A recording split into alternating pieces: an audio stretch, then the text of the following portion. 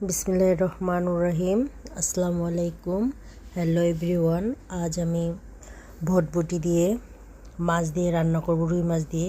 সেই রেসিপি আপনাদের সাথে শেয়ার করব। প্রথমে তরকারি রান্না করার জন্য একটি ফ্রাই প্যানে তেল দিয়েছি, আর একটি ফ্রাই প্যানে তেল দিয়েছি মাছ ভাজার জন্য। ফ্রাই প্যানের তেল গরম হয়ে গেছে, মাছ ভেজে নিচ্ছি একে একে দিয়ে। তরকারি রান্না করার জন্য যে প্যানটাতে তেল দিয়েছি সেটাও গরম হয়ে গেছে, পেঁয়াজ কুচি দিয়ে দিছি। এখন পেঁয়াজ কুচি সুন্দরভাবে নাড়াচাড়া করব। কিছুটা ভাজা হয়ে আসলে পরিমাণ মতো আদা রসুন বাটা দিয়ে দিব, হলুদ মরিচ ধনিয়া গুঁড়া লবণ, সামান্য পরিমাণ পানি দিয়ে মশলাটা ভালোভাবে কষিয়ে নিব। মশলা কষানো হয়ে আসলে তারপরে তরকারি দিব। এখানে মাছ প্রায় ভাজা হয়ে আসতেছে, এক সাইড হয়ে গেছে, উল্টিয়ে দিচ্ছি। আর একটু ভেজে নামিয়ে ফেলবো। এখানে মশলা কষানো শেষ, সবজিটা দিয়ে দিছি, ভটভটি আর আলু। আজকের তরকারিটা এত মজা হয়েছে, দেখতে যেমন লোভনীয় সুন্দর হয়েছে, খেতেও খুবই ভালো, খুবই মজা, খুবই স্বাদ হয়েছে।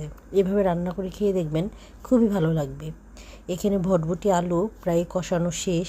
এখন মাছ দেওয়ার জন্য ঝোল আর তরকারিটা পুরোপুরিভাবে সিদ্ধ হওয়ার জন্য যতটুকু পানির দরকার সেটা দিয়ে দিব। পানি দিয়েছি, এখন ঢেকে দিয়েছি। পানিটা বলক এসে পড়ছে, ঝোলটা মানে মাছের তরকারি ঝোল বলেন আর পানি বলেন যাই বলেন, বলক এসে পড়ছে। মাছগুলো দিয়ে দিছি, মাছগুলো দিয়ে ভালোভাবে ঢেকে দিব, মাছটা ভালোভাবে ভিতর থেকে সিদ্ধ হওয়ার জন্য। এখানে মাছ অনেকটা হয়ে আসছে, টমেটো দিয়ে দিছি। এখন পরিমাণ মতো জিরা গুঁড়া দিয়ে দিব। জিরা গুঁড়া দেওয়ার পরে আবারও কিছুক্ষণ ঢেকে ভালোভাবে নাড়াচাড়া দিয়ে রেখে দিব।